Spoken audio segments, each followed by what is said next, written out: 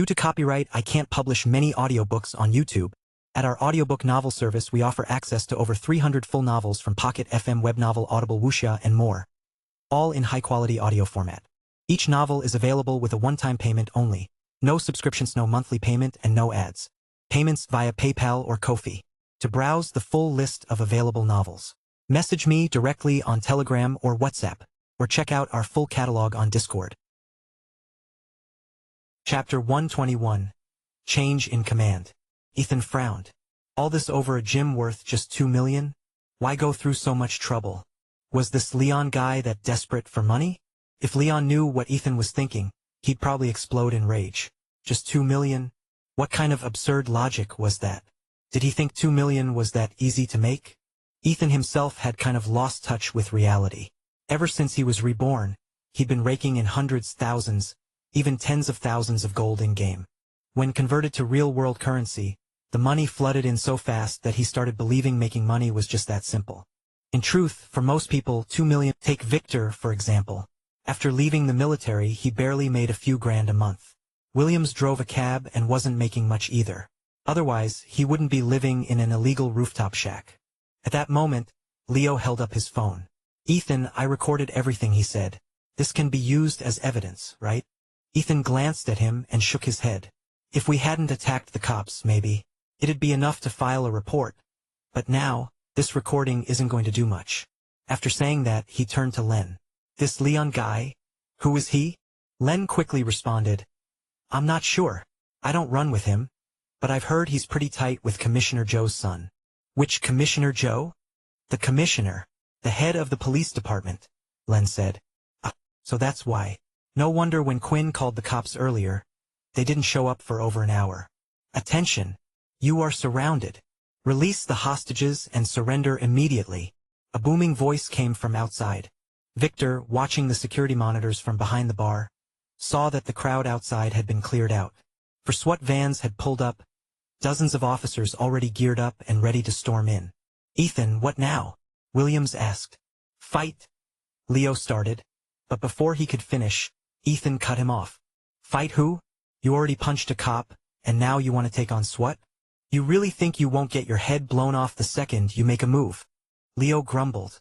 Of course, he knew Ethan was right, but still, "So we just surrender? Damn it. If there's one thing I learnt while in the army, surrendering is for cowards." "Yeah." Williams nodded in agreement. Just then, Ethan's phone buzzed. He pulled it out, glanced at the message, and raised an eyebrow. Meanwhile, Victor was still watching the monitors. "They're moving in," he said. Ethan took a deep breath. "Open the gate." The three of them froze. "Ethan, just do it." Ethan sighed. Seeing them hesitate, Quinn, shaking in fear, curled up in the corner. Ethan stepped forward and pressed the switch himself. The metal shutter slowly rolled up. Ethan stood at the entrance. Outside, 3 riot shields came into view, advancing steadily. At the same time, Ethan was completely exposed. Instantly, every gun locked onto him. A chill ran down his spine. He instinctively lifted his gaze, up high. A sniper's barrel was aimed dead center at his forehead. Ethan stepped out of the gym. 2 SWAT officers rushed forward, ready to subdue him. He glanced at them but didn't resist, didn't struggle. The 2 officers grabbed Ethan's arms, twisting hard, but nothing happened. They frowned, applied more force, and still he didn't budge. One of them, frustrated, reached for his gun and raised it, ready to strike Ethan across the back of the head. Ethan turned his gaze toward him, his expression calm. "9th Division is handling this. If you hit me, I guarantee you'll be turning in your badge by tomorrow." The officer froze, a flicker of uncertainty flashing in his eyes. Ethan immediately picked up on it. This guy clearly had no idea what the 9th Division was. Damn, that complicated things. "I need to speak with your captain," Ethan said. "Tell him we're with the 9th Division. This is a classified case and we're handling it." The SWAT officers exchanged glances. After a brief moment, one of them gave a slight nod before turning and jogging toward the armored vehicle. Not long after, a man, fully geared but without a helmet, around Victor's age, walked over. He studied Ethan's face for a moment before speaking in a low voice. "You're saying you're with 9th Division?" Ethan didn't reply. He just nodded. "Where's your... and what exactly did these guys do? Also, The captain's tone sharpened as he gestured toward the officers lying on the ground. Even if you're 9th Division, you can't just go around roughing up cops, can you? Ethan frowned, glancing back at the unconscious officers. Yep. Just as he thought. As he considered how to respond, a sharp, commanding female voice cut through the tense air. As of today, they are no longer police officers. Hearing that voice, Ethan felt a wave of relief. Finally, every head turned in the direction of the voice. A woman in full military uniform strode toward them from the perimeter of the secured area. As she passed 2 SWAT officers, they immediately snapped to attention, saluting her with precision. Ethan had never seen Celeste in uniform before, and damn, he had to admit, it looked damn good on her. She carried a file in one hand, walking straight up to the SWAT captain and shoving it against his chest. The man hesitated, glancing at the insignia on her shoulder. 2 stars. 1 oak leaf. A major general? His body reacted before his brain could catch up. He snapped into a salute. All the evidence against them, along with our identification, is in there, Celeste stated flatly. She didn't wait for a response, didn't even acknowledge the captain beyond that. Instead, she turned and shot Ethan a glare so sharp it could have drawn blood. Then, without another word, she brushed past him and entered the gym. Ethan let out a quiet chuckle. Saved by Celeste. Again. That text message he'd received earlier? It was from her, telling him to stall for time because she was on her way. He had no idea what was in that file, but one thing was clear, they were safe. Inside the gym, Celeste glanced around before settling her gaze on Leo and Williams. You two are something else, she remarked. Just the 2 of you, taking down 30-plus guys? Ethan, trailing behind her, had expected her to start chewing them out. Instead, she sounded impressed? Wait, what? Just minutes ago, outside, she had practically lasered him with that death glare. Even Leo and Williams, who had braced themselves for a brutal scolding, were caught off guard. Was she just acting tough earlier only to settle the score later? Celeste smirked. Relax.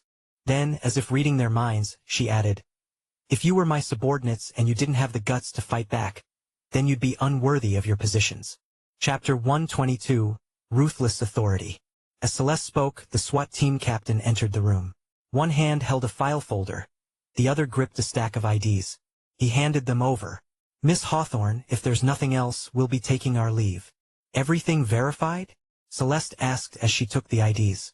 Yes, ma'am. These individuals are involved in organized crime. As for these officers, they're accused of accepting bribes, delaying response times, and aiding criminal activities. They've already been dismissed from duty. The captain saluted after his report. Take them all in, Celeste ordered. As for the public fallout, that's your department's problem. Understood. We'll take care of it, the SWAT captain replied, now all smiles, completely different from his earlier stern demeanor. Celeste gave a curt nod. With her approval, the captain signaled his men, and one by one, the suspects on the ground were cuffed. Just then, Leon regained consciousness. Hearing the exchange between Celeste and the captain, he immediately erupted. Do you even know who I work for? You think you can charge me? He spat on the ground, his face twisted in rage. Commissioner Joe won't let you get away with this, you idiots.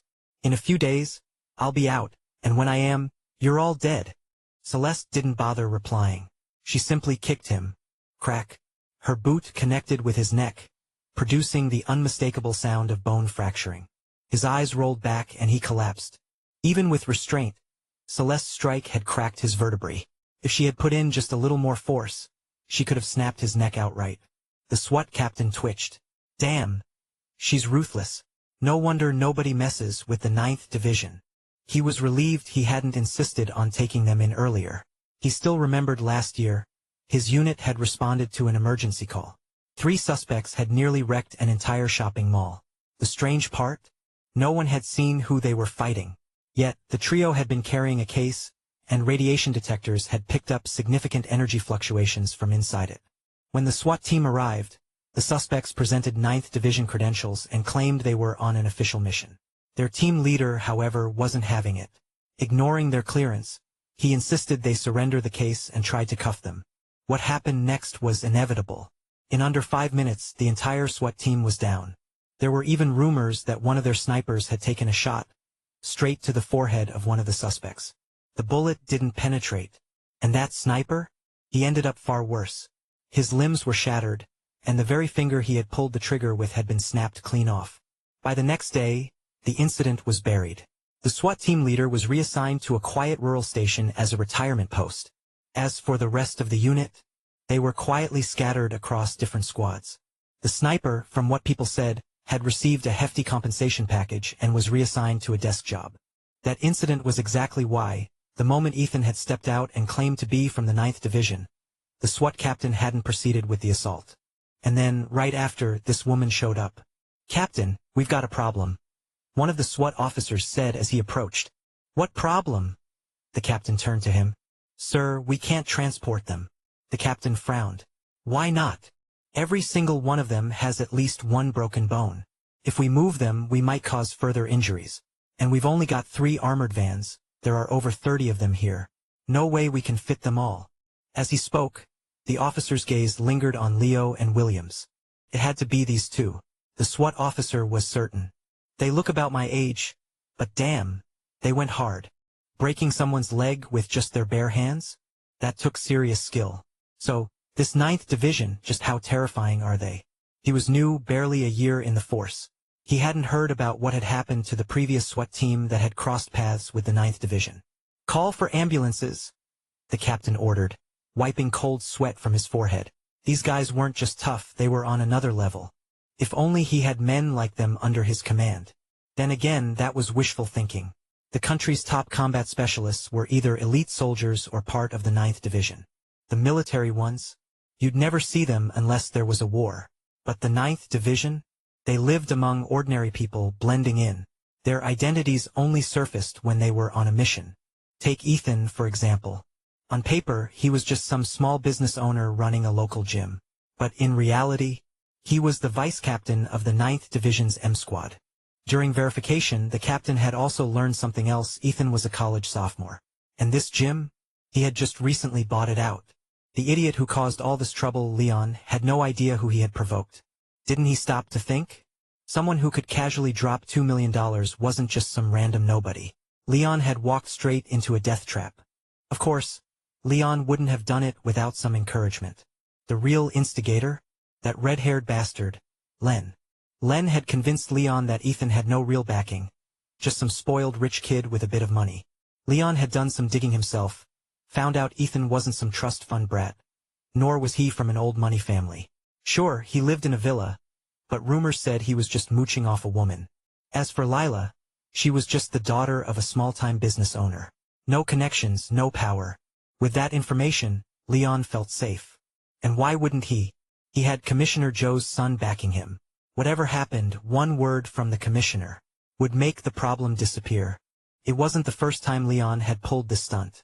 He'd done it plenty of times before, strong-arming businesses, raking in profits, splitting the cash with the commissioner's son.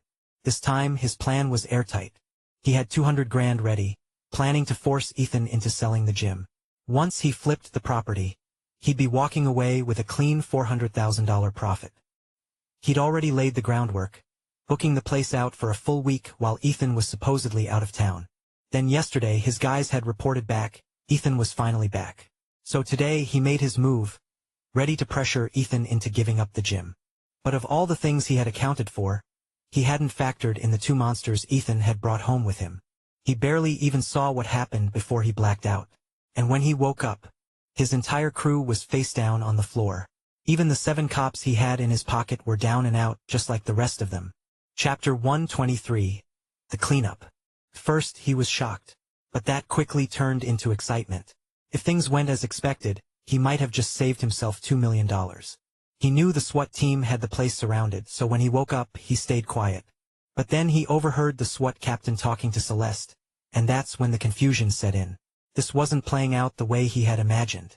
Still, with powerful connections backing him, he sat up and threw out a few threats, assuming they'd hesitate. Instead, he got a brutal kick to the neck. From the way everyone looked at him, it was clear, even if he survived, he'd probably end up paralyzed for life. Outside, ambulances lined up in a steady stream, operating like a factory assembly line. One after another, the injured were loaded up and driven away. Finally, once the last stretcher was carried out, the SWAT team wrapped up, lifting the lockdown.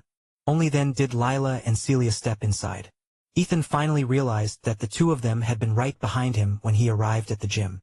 When Lila saw cops lying unconscious inside, she knew things had spiraled out of control and immediately called Celeste. As it turned out, Celeste had already been on her way, delivering their 9th Division assignment documents. After getting Lila's call, she wasted no time. Within minutes, she contacted her team, launched an immediate investigation, and had the necessary files printed. The efficiency of the 9th Division was no joke. In just over 10 minutes, they had compiled records on over 30 people, including 7 police officers, tracing their entire family history. By the time Celeste pulled up to the scene, Lila and Celia had only been waiting for a few minutes. Moments later, a man arrived with a file folder. She even took the time to change in her car, slipping into her uniform before stepping past the SWAT barricade. The man who delivered the files? He appeared out of nowhere and vanished just as fast. One moment, he handed over the folder, and by the time Lila turned to thank him, he was already gone. Celia had rubbed her eyes, convinced she was seeing things. But when she spotted the folder in Celeste's hands, she knew she wasn't imagining it. She even glanced around, searching for the man, before turning to Lila. "Where did he go?" Lila shrugged. "I didn't get a good look." But deep down she knew the truth. That man was one of the 9th Division's elite operatives. The way he arrived and disappeared in an instant, it had to be some kind of speed-based ability. The 9th Division was no joke. Soon, the internet was in chaos. First, videos surfaced showing Leo and Williams beating up a group of men. They were quickly labeled as violent criminals. Then, another video emerged, Leo capturing Len, dragging him off. But within minutes, every single video disappeared. Not long after, a statement from the Ember City Police Department hit the trending page. This morning, a criminal syndicate with ties to organized crime was apprehended. Several corrupt officers providing them with protection have also been taken into custody. The full report was filled with official jargon, detailing the crimes of the gang, led by a man named Leon. It even referenced the video footage of Leo and Williams, with their faces blurred, clarifying that they were not criminals. Their identities remained classified. The report also warned citizens against spreading misinformation. Anyone caught distributing the original videos or related files would face legal consequences. And just like that, everything was handled. The dust had settled. Somewhere in Ember City, inside a hotel room, a woman sat on the edge of the bed, staring at her phone, reading the same news article. This can't be real. Ethan. Her initial shock twisted into deep, seething hatred. If Ethan were here, he'd recognize her instantly. It was Jade Taylor, the woman he had once spared. Furious, she shut off the video and threw her phone onto the bed. A moment later, she picked it back up, scrolled through her contacts, and dialed a number. "Hello? I need to speak with Mr. Henry Joe." Meanwhile, Ethan and the others were treating Celeste to a well-deserved meal. After saving them twice, whatever her reasons, she deserved a proper thank you. But what Ethan didn't know was that a plan for revenge was already in motion, creeping toward him. Just before noon, Celeste glanced at the time and stood up. "I have class this afternoon, so I have to go." Before leaving, she gave them a warning. "Get ready. You'll be getting an assignment soon." Ethan raised a brow. "How soon?" "Could be tomorrow. Could be in a few days," Celeste said with a shrug before walking off. Ethan couldn't help but feel a surge of curiosity. His first mission, what would it be? Victor and Leo, on the other hand, were downright thrilled. After 4 years out of the military, they missed the rush of action. As for what the mission was, they didn't care. They were just eager to jump in. That afternoon, Ethan returned to the gym, which was still temporarily closed. He had already sent Quinn home for a break. After what happened that morning, she had been terrified. He figured she deserved a few days off. With a few calls, he had a cleanup crew take care of the mess Leo and Williams left behind, then hired someone to fix up the damage. Once everything was arranged, he settled behind the bar, flipping through the financial records on his laptop. A few minutes in, his head was already spinning. That's when Celia walked over. "Ethan, need any help?" Ethan's eyes lit up the moment he saw her. He remembered Victor mentioning her background. She had worked in HR for a foreign company and had a degree in accounting. Even though her job was in a different field, she had been doing well. If she hadn't moved to Ember City, she was on track for a promotion. Without hesitation, he slid the ledger toward her. "Celia, this one's all yours." Celia smirked. "I knew you'd struggle with this. Victor told me to stick around and help. So, tell me, Mr. Boss, does this count as an interview?" Ethan chuckled. "Are you kidding? I'd be lucky to have you. I just hope my little gym is big enough to keep someone like you around." After today's chaos, Ethan had already considered replacing Quinn as the gym's manager. Her intentions weren't bad, renting out the gym for extra revenue, but her decision-making and execution were seriously flawed. Worse, she hadn't even consulted him before making such a big call. Of course, even if she hadn't booked the event, Leon would have found another way to make trouble. But still, not even running it by him, that crossed a line. Ethan didn't care too much about the gym, but he wasn't about to just shut it down either. If managed properly, it could still bring in good money. Chapter 124. The Gluttonous Stone. If Celia was willing to help, Ethan was more than happy to have her on board. "I think we should let Celia handle logistics for the guild too," Lila, who had just come in, suggested, as she walked over with a serious expression. "Oh," Ethan raised an eyebrow, intrigued. "Celia's a life skills player in the game, already a mid-tier alchemist. She spends way more time in the city than we do. Don't you think she'd be perfect for managing the guild's logistics?" Ethan considered it for a moment. Lila had a point. He had been meaning to find someone reliable to help run the guild. "All right then. Tonight, Celia, you're logging in and joining the guild. I'm giving you the title of Honorary Guild Leader," Ethan said enthusiastically. Celia chuckled. "I've been in Renegade Alliance for a while now, but if I have to work for you both in-game and in real life, how much are you paying me?" Talking about money hurts friendships," Ethan said, feigning a pained expression. "Besides, you and Victor are already making plenty off me." Celia laughed. "Relax, I'm just messing with you. I'm happy to help." With that, she grabbed the ledger and playfully shooed Ethan away from the bar. Ethan, finally freed from paperwork, wasted no time escaping, making sure not to bring up salaries again. Of course, in his mind, he already had it figured out. There was no way he was letting Celia work for free. That night, after logging into Ethereal, the first thing Ethan did was open the guild management panel. With a few clicks, he promoted Celia's character, Tears of the Fallen, to Honorary Guild Leader, a position granting nearly the same authority as the actual guild leader, except for the ability to disband the guild. His second task was checking his Bloodline attributes. That afternoon, he had suddenly remembered something. The night before, right before the game's scheduled maintenance, he had completed the Treeform quest. At the time, there had been a system notification mentioning that his Bloodline had officially awakened. Bloodline, King of Elves, Divine, Unique LV1. Special trait. In human form, you can use certain druid form abilities at 20% effectiveness. Not yet activated. Passive bonus. Plus 10 star growth to all attributes. Abilities. Focus. Divine plus 50% skill effectiveness. Prophecy. Divine plus 10 stat points per level. Growth. Divine double XP from quests/kills. Description. The peace-loving elven race has left an indelible mark on every recorded holy war. Though they cherish tranquility, their valor in battle is unparalleled. His bloodline was now upgradable, and a new special trait had appeared. But for some reason it remained inactive. Using certain druid form abilities in human form. What does that even mean? Curious, Ethan switched to his human form and attempted to cast a skill. Nothing. All of his abilities were grayed out, completely unusable. And sure enough, the new trait still showed inactive while in human form. Frustrated, he called out in his mind, "Morzan, care to explain what this nonsense is?" Silence. No response. Ethan scowled, staring at the useless trait. Even if it worked, what good would 20% effectiveness be? Annoyed, he mentally ranted at Morzan for a while before eventually giving up. His frustration only grew. Sure, his real life had drastically improved since his rebirth. But in the game, it felt like things were only getting more irritating. And for some reason, once the thought of quitting Ethereal popped into his head, he couldn't quite shake it away. Lila had gone off with Heaven's Dawn and her classmates for some dungeon runs, leaving Ethan alone. Trying to shake off his lingering frustration, he focused on upgrading the ring he had acquired the night before, reinforcing it to +30. Blazing ring +30. Tier, gold, upgradable. Level requirement, 20. Attack power, 216 to 308.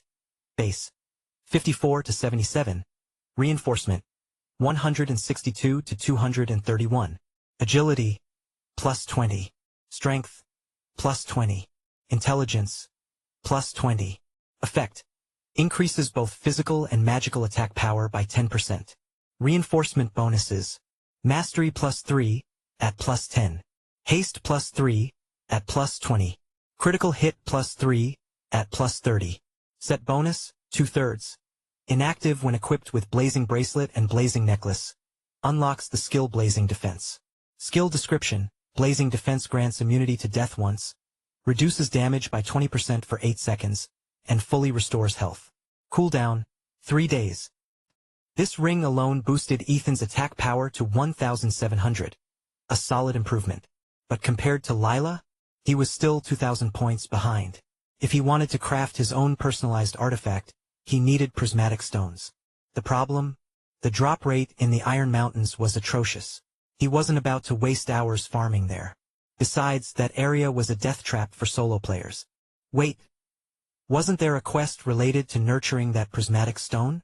Remembering this, he pulled out the odd little floating stone from his inventory. Next, he grabbed some he had purchased earlier. How am I even supposed to feed this thing? As soon as he took out the ore, the prismatic stone darted from his left hand to his right, its tiny body suddenly splitting open into a comically oversized mouth, easily several times bigger than itself. Then, without hesitation, it chomped down on the basketball-sized ore in Ethan's hand. Crunch, crunch. The solid mineral shattered like popcorn. In just 3 bites, the entire chunk was gone. And yet, the stone size hadn't changed at all. Ethan blinked. Then, still in shock, he pulled out another ore. Crunch, crunch. Then another. Crunch, crunch. And another. Crunch, crunch. 10 ores later, Ethan finally stopped. The prismatic stone, now floating in front of his face, started bouncing up and down, almost as if urging him to keep going. Its movements practically screamed, "Come on! More! Keep 'em coming!" Ethan's already foul mood soured even further. Oh, so now even a rock is acting smug around me? Fine, he'd show it. With a sinister grin, he emptied his entire ore stockpile into his hands. Every single chunk of rock he had spent 2 gold on. A single low-grade ore barely cost a few copper coins, and even the better quality ones were only worth a few dozen. Most mining players still had low skill levels, and the higher-tier mines were practically inaccessible without a cleared-out dungeon. The undead monsters inside made solo mining nearly impossible. Ethan had assumed this pile of ore would last a while, but the prismatic stone had other ideas. As soon as he dumped the pile out, it opened its mouth wide, and with a massive suction force, the entire mini-mountain of ore vanished in an instant. What the hell? A second ago, you were taking tiny bites? Were you just messing with me? Chapter 125. Strength in Numbers. Ethan was about to teach this damn rock a lesson when he noticed something strange. The prismatic stone, which had been hovering confidently just moments ago, was now wobbling unsteadily, as if it were drunk. Then, without warning, it lurched. Ethan's eyes widened. Did it eat too much? Did I actually overfeed it? He had been hoping to see some kind of evolution, maybe even witness it hatching into something powerful. Who knew, maybe it would pop out a miniature life form or something. Just as he stepped forward to check on it, the prismatic stone began to contort, shifting between being long and flat, over and over. Then, a weird noise. FWSHHH. Something shot out at high speed, whistling through the air straight for Ethan's face. His reflexes kicked in, he raised his hand just in time to block it. A small, scorching hot stone landed in his palm. At that moment, a system notification popped up. Ding! You have obtained an item. Prismatic stone. Prismatic stone? Ethan frowned. Where did that even come from? He slowly opened his palm. The small projectile sitting there was indeed a prismatic stone, the very material he needed. Wait. His gaze snapped back to the prismatic stone lying on the ground. Sure enough, a small hole was visible on its body, slowly closing up. Oh, hell no! Ethan's entire body shuddered in disgust. His fingers twitched, nearly hurling the rock away on instinct. But, in the end, logic won over revulsion. Taking a deep breath, he tossed the stone on his palm into his inventory. Checking his quest tracker, he saw prismatic stones collected 1/3. He recalled that when he activated the hidden quest to awaken the prismatic stone, it had reset his progress to 0/3. Now, with this freshly produced stone, he was back on track. Suddenly, the prismatic stone in front of him didn't seem like a cursed object anymore. Disgusting? Yes, but insanely useful. Wasting no time, Ethan scooped up the now slightly larger prismatic stone and sprinted straight to the auction house. This time, he wasn't messing around. He dropped 10 gold on high quality or making sure to pick only the best grades available. Exiting the auction house, he didn't even bother looking for a quiet spot. Sitting down right outside the entrance, he grabbed a chunk of ore in one hand and the prismatic stone in the other, then started force-feeding it. However, no matter what he tried, the prismatic stone refused to eat, kept its mouth firmly shut. Ethan poked, prodded, shook, and even tried prying it open. Nothing worked. At some point, the damn thing even sealed its mouth completely, leaving no visible opening at all. After exhausting himself with failed attempts, Ethan finally gave up, panting in frustration. Fine, maybe it really is full, but how long would it take to digest? And more importantly, could it produce 2 more before evolving? Just as he wondered, he heard murmuring around him. What's that guy doing? Smashing 2 rocks together? No idea. Maybe he's not quite right in the head. Hey, man. Need some help melting those ores? I can forge them together for you. Ethan looked up. A blacksmith player was standing in front of him, genuinely offering assistance. Without a word, Ethan stood up and walked away. The blacksmith trailed after him, still talking, but Ethan ignored him completely, practically sprinting to the teleportation platform. Only after keeping quiet a distance did he allow himself to process the humiliation. Damn it, that was so freaking embarrassing. Standing there, smashing 2 rocks together in public, he must have looked like a complete moron. As Ethan sprinted toward the teleportation platform, he pulled up his character panel, realizing he had completely lost track of his level. Not a druid. Race human. Level 34. Faction. Survivor. Bloodline. King of Elves. Divine. Stats. Strength. 170. Plus 22 growth index. Increases physical attack power. Intelligence. 170. Plus 22 growth index. Increases magic attack power and mana capacity. Agility 170. Plus 22 growth index. Boosts attack speed, movement speed, and energy regeneration. Stamina 170. Plus 22 Vitality 170. Plus 22 growth index. Increases max health. Special attribute Omni plus set. Mastery plus 13. Critical hit plus 10. Haste plus 6. Combat stats. Attack power 1392 to 1725. Defense 8341012. Health points 3740. Unallocated stat points 0. Skills. Basic appraisal, inspect monsters up to 5 levels above. He was already level 34. Just yesterday, they had 5-star cleared an expert level dungeon, instantly rewarding every party member 3 whole levels. Victor had practically been dying of jealousy when he found out this morning. But he had 0 regrets. Why? Well, everyone understood the reason. Of course they all did. Ethan also noticed his growth index had reached 22. A reward he had earned in Dreamwood Grove, which boosted all druid growth indexes by +2. Previously, druids had the lowest growth index in the game at 10, while other classes had 12. Now they were finally on equal footing. That also meant that, in his previous life, no one had ever unlocked Dreamwood Grove. This time, Ethan had paved the way for druids to thrive, no longer doomed to be lowly extras. By now, Ethan had stepped onto the teleportation platform, but the blacksmith apprentice was still chasing after him. That's when Ethan remembered, he did have a couple of items that needed upgrading. Glancing at his inventory, he took stock of his gear quality. Aside from a few high-end pieces, most of his gear was still trash-tier bronze and silver. And those pieces weren't even worth upgrading. Right now, the only 2 items worth enhancing were 1. Ring of True Sight, Iron Tier, Level 1. 2. Blazing Bracelet, Gold Tier, Level 5. Ring of True Sight plus 30. Tier, Common Iron. Required Level 1. Attack Power, 8 to 20. Base. 2 to 5. Reinforcement. 6 to 15. Passive effect 1. Increases stealth detection chance. Passive effect 2 locked. Unlocks true sight ability, allowing the wearer to detect invisible enemies within 3 meters for 10 seconds. Cooldown. 1 minute. This ability will activate once upgraded to bronze tier. This ring was one of a kind because of its detection ability, a rare and highly sought-after skill.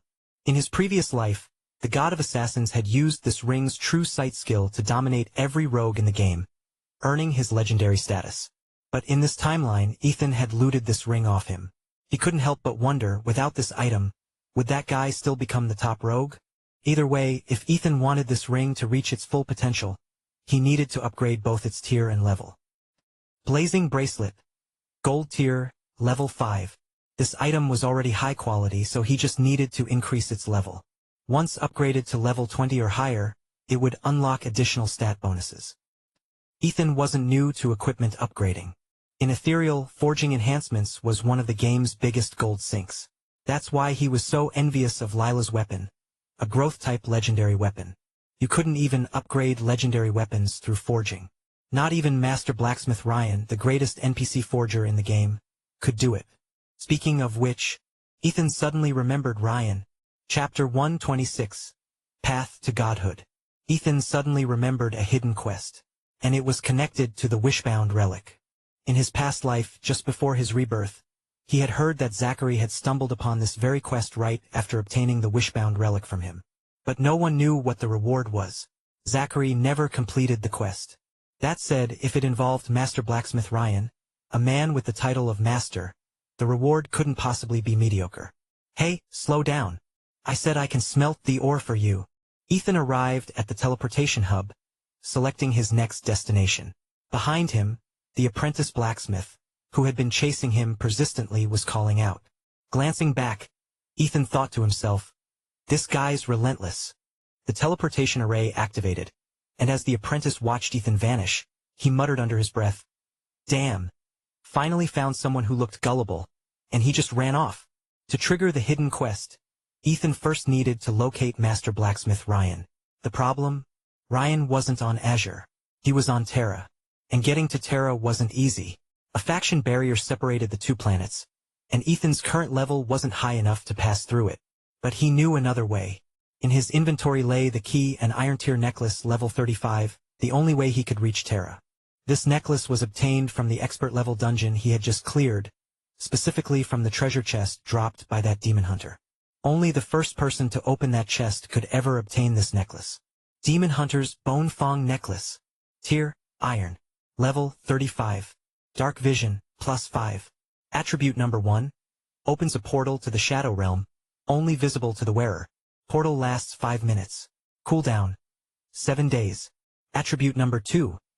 Temporarily transforms the wearer into a Carnage faction player. Duration. 30 minutes. Can be dispelled at will. Cooldown. 1 hour.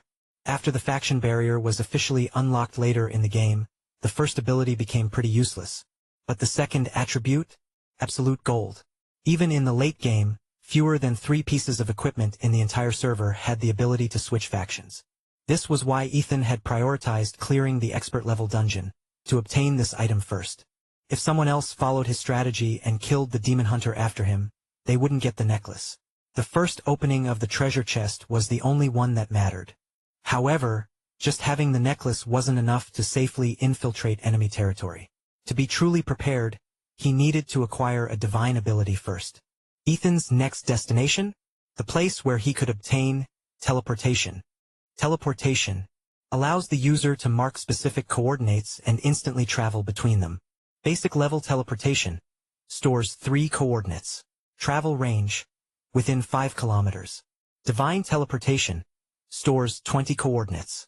Travel range up to 100 kilometers. The only restriction? Teleportation cannot be used in combat. If engaged in battle, the user must remain out of combat for 5 minutes before teleporting. According to legend, the game Ethereal contained 12 divine abilities. 11 of them could be obtained within the game. And anyone who collected all 11, each with a divine rating, would automatically unlock the 12th and final divine ability. Legends spoke of a path to godhood, gather all 12 divine abilities, and one would ascend. Then, the final 12th ability? It was simply called divinity, divine. Its effects were unknown. No one had ever obtained all 11 abilities before. In his past life, even acquiring just one divine ability was a feat reserved for the top 0.01% of players. Ethan had known of only a few, and teleportation was one of them. Anyone who possessed a divine ability was guaranteed a spot among the top 100 players worldwide. Of course, these abilities were powerful, but they all came with a catch. Upon picking one up, it couldn't be used immediately. It also couldn't be stored in the guild vault or any personal bank. The only option was to keep it in the inventory at all times. And that wasn't even the worst part. If the player holding a divine ability scroll was killed, the scroll would drop 100% of the time. There was no safe zone protection, it would fall the moment they entered one. The only way to keep it was to survive for 12 hours while the entire world tried to hunt you down. Once a divine ability appeared in Ethereal, the game would enter a no-sleep period, meaning it would no longer shut down at 8 a.m. The servers would remain open until the ability was claimed and learned. That's why the moment someone acquired one, all hell would break loose. Ethan still remembered the longest no-sleep period in Ethereal history, 79 days. The cause? A divine ability called Fatal Strike, which granted a ridiculously high chance to deal 5x critical damage. A random Korean player had picked it up. Within hours, they were hunted down. The scroll changed hands dozens of times, passing from one faction to another. Eventually, it ended up in the hands of Eros, the leader of Russia's #1 guild, bringing an end to the bloodbath. Divine abilities weren't unique, meaning they could appear multiple times. But whenever one spawned in a country's warzone, the entire region would become a battlefield. Players from other nations would launch full-scale invasions, seeking to claim the ability for themselves. Right now, however, the warzone borders hadn't been unlocked yet. That meant Ethan had a rare window of opportunity. He could obtain teleportation without worrying about players from other regions chasing him down. If it weren't for the fact that Northern Frontier only had this one divine ability available at the moment, Ethan would have tried to grab as many as possible. In truth, there were 2 more divine abilities hidden within Northern Frontier. Each warzone contained a total of 11 divine abilities, and whether a nation could hold onto them depended entirely on their strength. Back in his previous life, Dragonspire had 9 players who wielded divine abilities. Among them, 2 players held 2 abilities each. And one madman? He had 4. 6 of these abilities were native to Dragonspire, the other 5 had been stolen from foreign warzones. These 3 players were the leaders of Dragonspire's top-tier guilds. As for the other 6 abilities, they were scattered among various elite factions. Ethan had rarely seen these players in action, but the official game website had posted videos showcasing their power. He still remembered one battle vividly. The player who held Apocalypse and Quickstrike, the guild leader of Empire, was a dual-blade berserker who had ascended to the advanced class of Ravager. During a guild war, he had charged straight into the enemy forces. As a Ravager, he already had one of the fastest attack speeds in the game. But when combined with Quickstrike, which further increased his attack rate, and Apocalypse, which granted unlimited stat point allocation, his speed and damage output became utterly terrifying. It was a massacre. 1 step, 10 enemies fell. 100 steps, 1,000 were cut down. That battle cemented him as one of the strongest players in Ethereal history. And the other 2 divine ability holders? They each created legends of their own. Chapter 127. Into the Darkness. The Guild Master of Abyss Order, a fire mage who had advanced to Flame Archmage, was a player infamous for his cunning nature, earning him the title of Sneaky Old Man. And he wasn't just some ordinary player. He wielded 2 divine abilities: Focus, divine, and Energy Conservation, divine. During the Undead Cataclysm, he unleashed 4 forbidden spells in succession, wiping out 8 entire legions of undead in a single moment, securing his place as a legend in Ethereal. Then there was Little Horn, the Guild Master of Hand of God.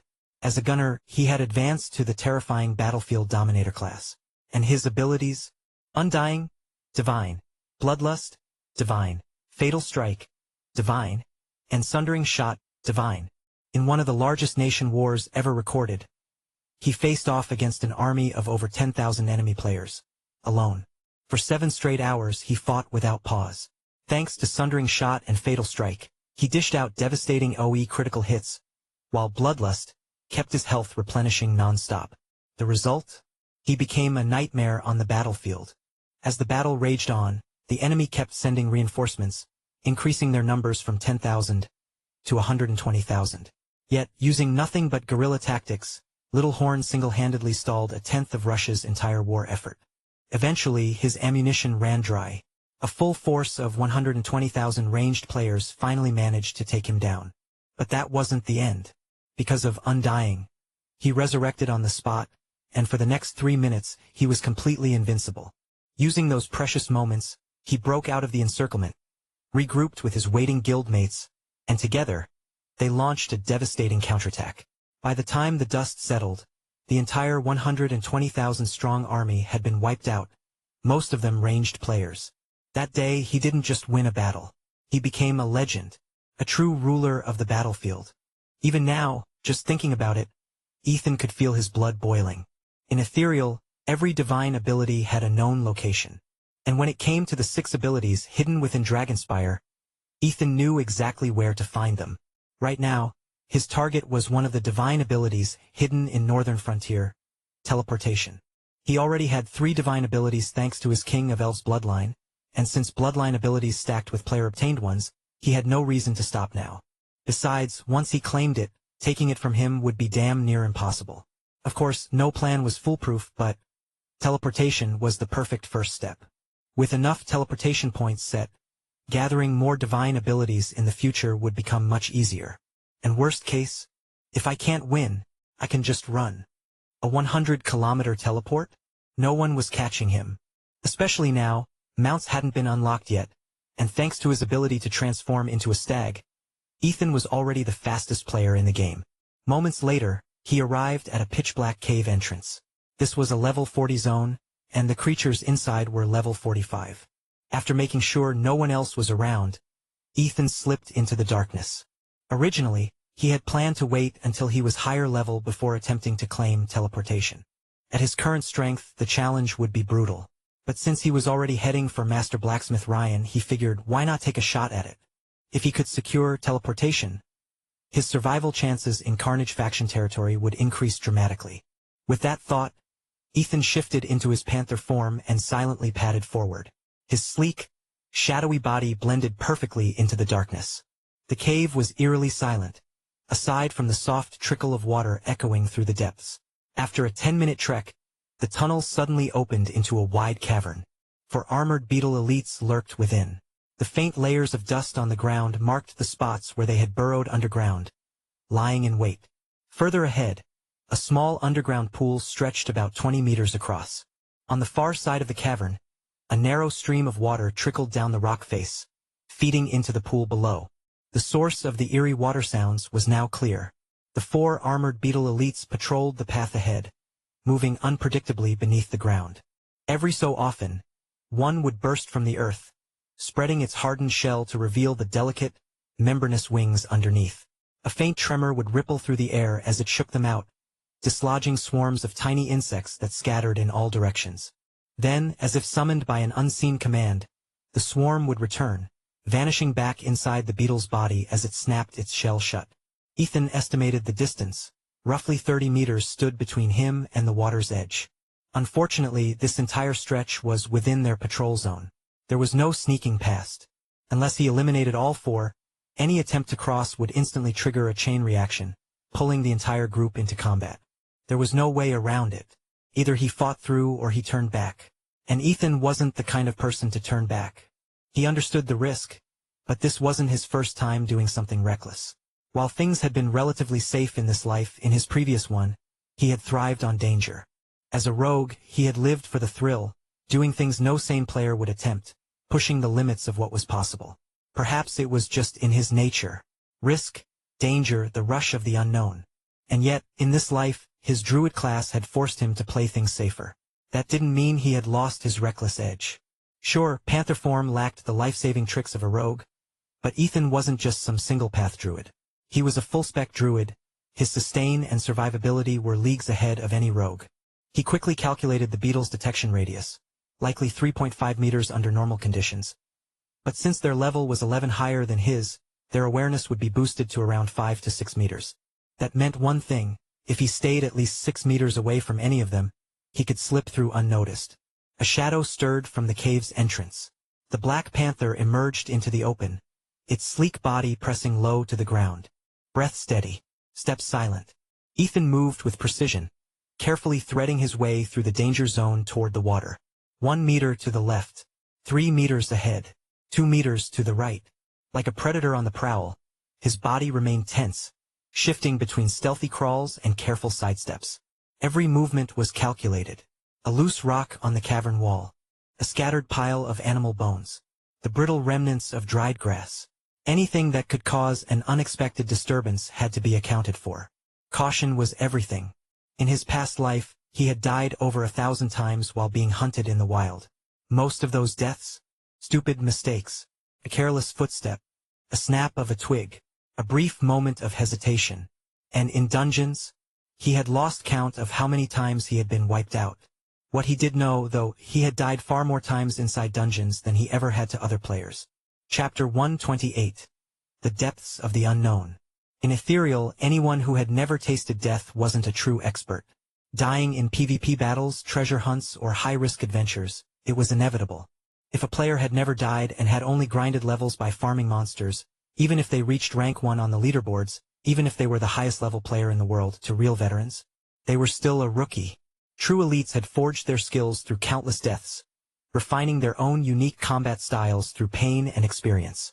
Right now, Ethan was 6 meters away from one of the armored beetle elites. Suddenly, the creature stopped moving underground. Then, with a sharp twist, it burst out of the ground, turning its massive body toward Ethan's position. He remained perfectly still.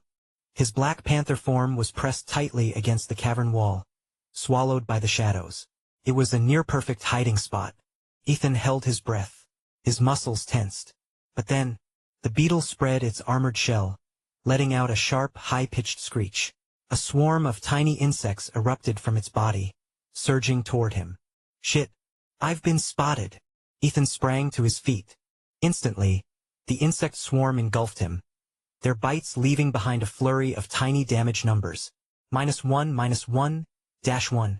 Hundreds of tiny hits chipped away at his health. Without hesitation, Ethan cast Tree Form, Rejuvenation, plus Wild Growth. 2 instant cast healing skills kicked in, granting him steady HP regeneration. But it wasn't over. The other 3 armored beetle elites had surfaced as well, charging straight for him. The first beetle slammed its razor-sharp beak into the ground. A spike of rock shot toward Ethan's feet. He felt the stone beneath him shift. Danger surged through his instincts. With a flicker of thought, he reverted to panther form and activated the dark gold boot skill. Leap. Leap. Increases jump height by 300%. Duration, 10 seconds. Cooldown, 10 minutes. His hind legs coiled, and with a powerful push, he shot upward, soaring nearly 4 meters into the air. But that wasn't high enough. For these massive beetles, 4 meters only brought him level with their backs. Without missing a beat, Ethan triggered his boot's second skill. Double jump. Before leap expired, he kicked off the air, gaining another 4 meters, and soared clean over the beetle's head.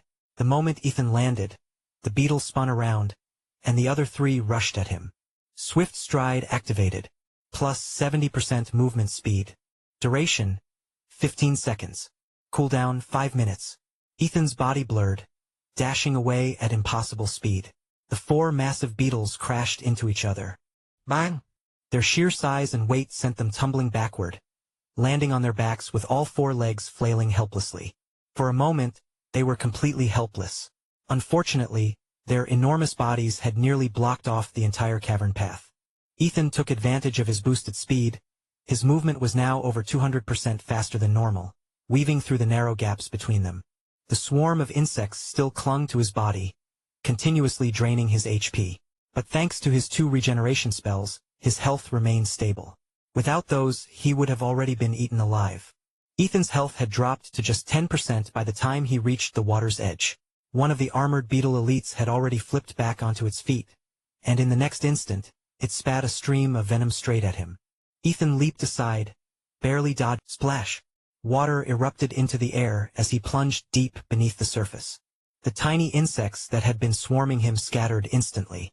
Some reacted too slowly and were dragged underwater, their tiny bodies twitching for a moment before they floated lifelessly to the surface.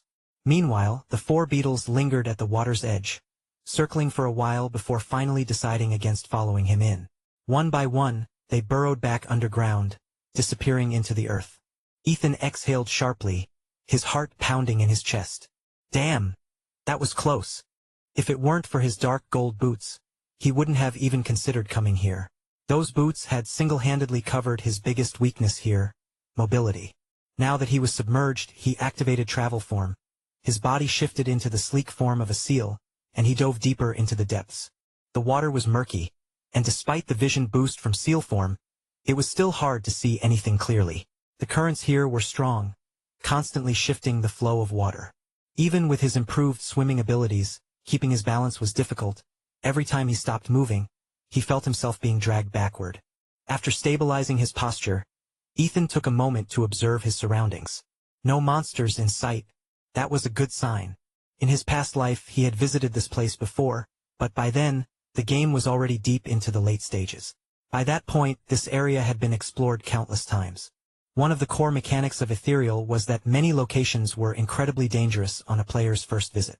These areas often had hidden guardian monsters that never respawned after being defeated. He wasn't sure if this place had one. After 10 minutes of swimming, Ethan finally spotted a faint glow up ahead. As he got closer, he realized it was coming from a silver-tier treasure chest, wedged into the rocky wall. He had heard rumors about an unlocked chest hidden here, and it looked like he had finally found it. Reaching out, Ethan flipped the lid open and rummaged inside. His fingers brushed against something smooth. He pulled it out, a skill book. His eyes lit up when he checked the details. It was a finishing move for Panther form. Rend. Finishing move inflicts bleed damage over time. The more energy points consumed, the longer the effect lasts. 1 energy point deals 200% total attack damage over 8 seconds.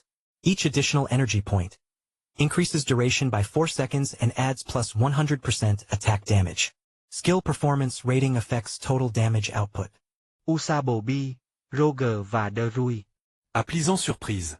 Ethan's skill selection was severely lacking right now, and this would be a great addition.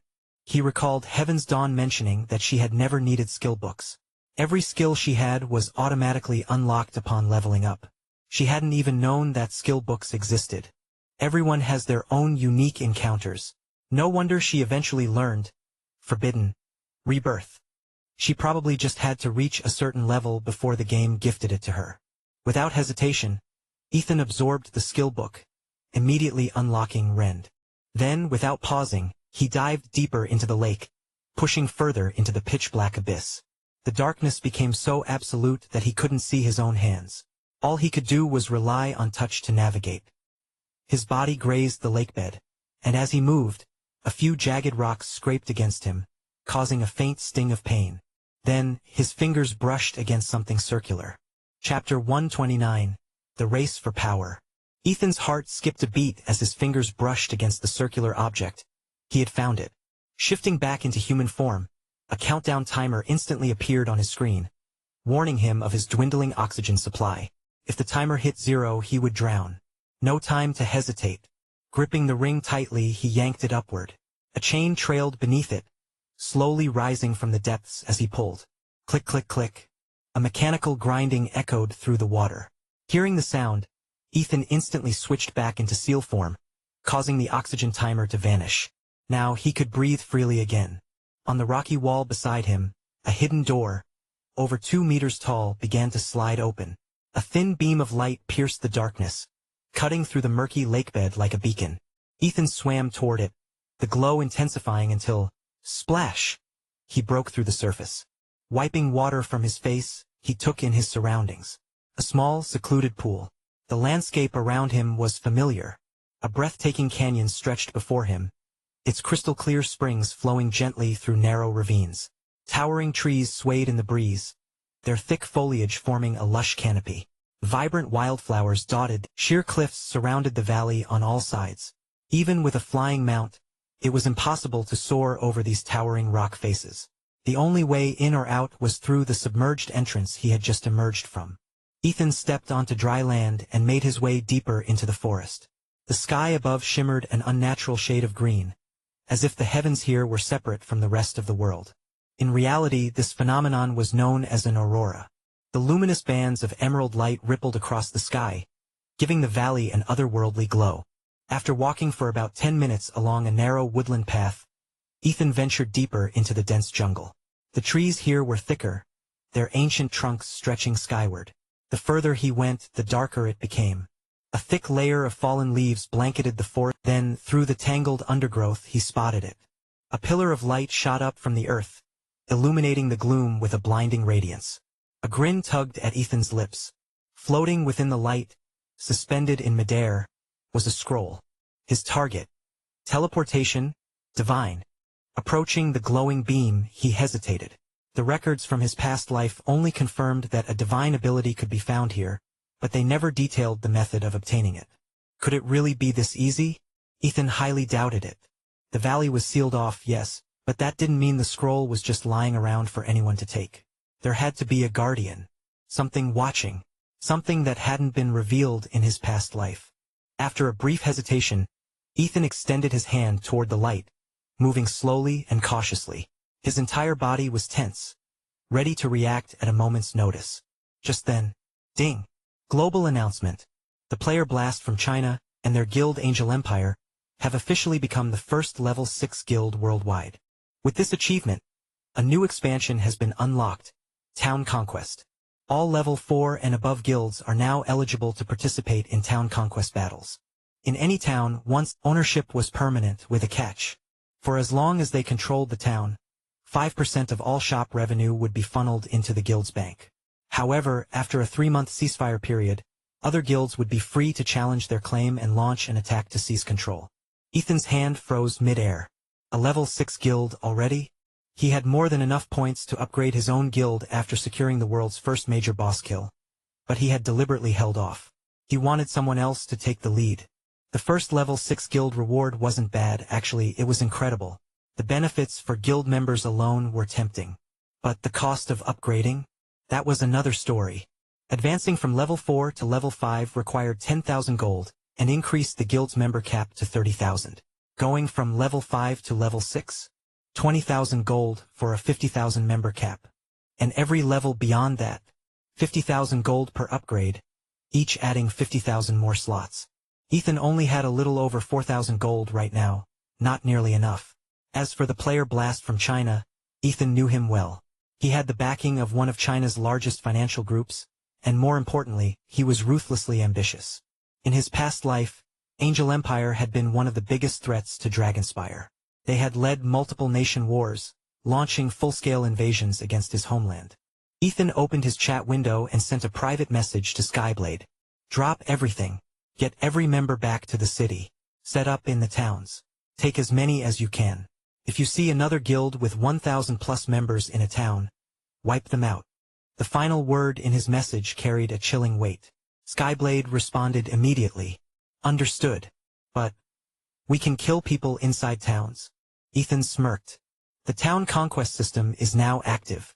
Once a guild has over 1,000 players in a town, they're automatically placed in war mode against any other guild that meets the same criteria. Inside those towns, it's a free-for-all. Got it. I just got intel. Blade Syndicate is already on the move. One group is heading for Duskridge, while the rest are splitting up to hit other small towns. Ethan chuckled. Greedy bastards. They can't take every town.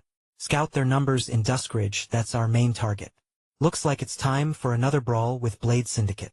Understood. I'm taking my squad there now, Skyblade replied before going silent. With those orders handled, Ethan refocused on the scroll floating in the light pillar before him. Enough waiting. He snatched the scroll and tossed it into his inventory. Ding. System message. You have obtained ability scroll. Teleportation. Divine. Suddenly, the ground shuddered violently, deep fractures splitting the earth. Something massive was forcing its way up from below. Ethan didn't wait to find out what it was. Spinning on his heel, he shifted into stag form and bolted toward the pool where he had entered. His incredible speed had him there in seconds. But when he arrived, he stopped dead. The pool was gone. Massive boulders had crashed down, completely sealing the exit. What the hell?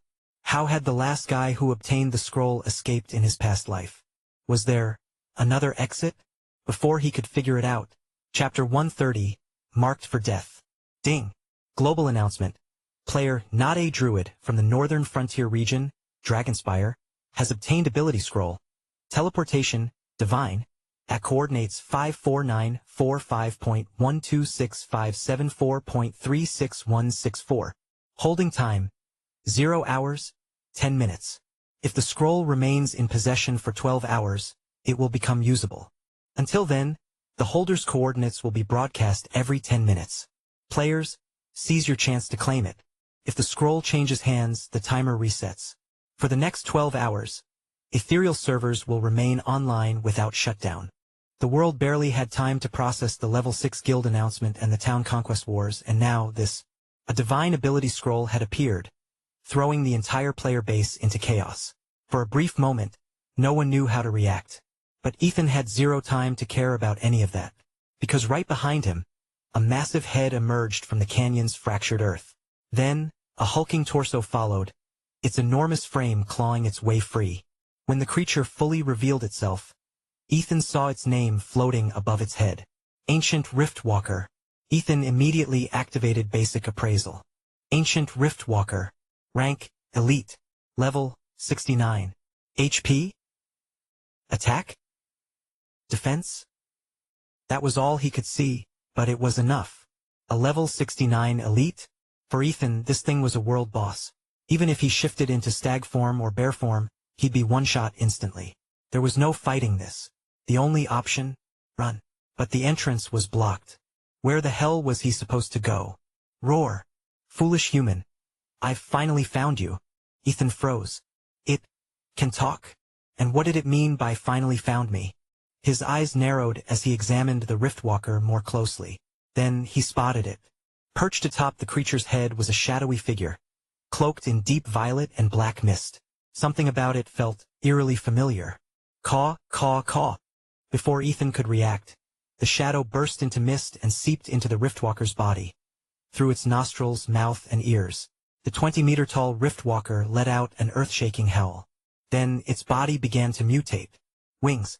From its back, a pair of massive, pitch-black wings unfurled, like those of a raven. Ethan's stomach dropped. Without thinking, he activated appraisal again. Evolved Ancient Riftwalker. Crowleying God in Zoo. Rank, Commander. Level 99. Other stats? Commander rank. Level 99. This thing wasn't just overpowered, it was a death sentence. Crowleying God? Ethan's mind raced. That shadowy figure must have been the real cause of the Riftwalker's evolution. But why? It was already impossible to fight in its previous state. What was the point of making it even stronger? The newly evolved Riftwalker didn't attack right away. Instead, it grinned mockingly and spoke in a deep, guttural voice. Foolish human. I told you. I remember your scent. Caw, caw, caw. Ethan stiffened. Wait, that voice, that phrase. Suddenly it all clicked. Back when he was level 5, he had done the owl form transformation quest. One of the quest bosses had been a Crowleying creature, and after slaying it, he had looted an insanely powerful warlock staff. At the time, the system had given him a special warning because he had killed a clone of a pseudo-divine entity. It would remember him, and it would periodically descend into the world to hunt him down. So much time had passed without incident that Ethan had completely forgotten about the system warning. But now, staring at the monstrous figure before him, he remembered. That pseudo-divine entity. His name was Crowleying God in Zoo, and the ancient Riftwalker was merely a vessel for its descent. Ethan frowned. The creature wasn't rushing to kill him. It was playing with him. A twisted game of cat and mouse. Taking the opportunity, he scanned his surroundings, desperately searching for an escape route. The possessed Riftwalker chuckled darkly, its deep voice echoing across the valley. Foolish human. Are you looking for a way out? Give up. I have already sealed the only exit, the water pool behind you. Caw caw caw. Unless you control spatial magic, you have no way out. Now, be a good little pet and accept your fate as my slave. Ethan's heart sank. So it was true. That pool really was the only exit. In his past life, the player who had taken the divine ability scroll had escaped through that very route. But now, That exit was buried. The entire pool collapsed under a pile of boulders. All because of this damn Crowleying god. Was this really it? Was he really going to die here? More importantly, he dropped the wishbound relic upon death. Would he ever get another chance to reclaim it? Opening his inventory, Ethan stared at the wishbound relic, still lying untouched in his bag. Would he lose it? In this life too? Just as despair began creeping in, his gaze landed on something else in his inventory. A dull gray scroll sitting right next to the relic. Ethan's eyes lit up. Then his lips curled into a grin. How could he have forgotten about this? Without hesitation, he grabbed the scroll and clenched it in his fist. "You stupid bird," Ethan sneered. "You think you can keep me here? Maybe in your next life." Before Enzu could react, Ethan crushed the scroll in his hand. A wave of magic surged, wrapping around his entire body. A second later, he vanished. When Ethan reappeared, he was far away from the valley, standing atop a distant ridge. From here, he could see the towering cliffs that enclosed the hidden canyon. He exhaled sharply, wiping the sweat from his brow. Made it out. That had been way too close. If you want access to fast updates or the full novel in high-quality audio, contact me now and buy. I offer over 300 complete audiobooks from Pocket FM, Webnovel, Audible, and more. No locked episodes, no subscriptions, just one-time payment via PayPal or Ko-fi. Message me directly on Telegram or WhatsApp, or check out the full list of available novels on Discord. Start listening to your next favorite audiobook today.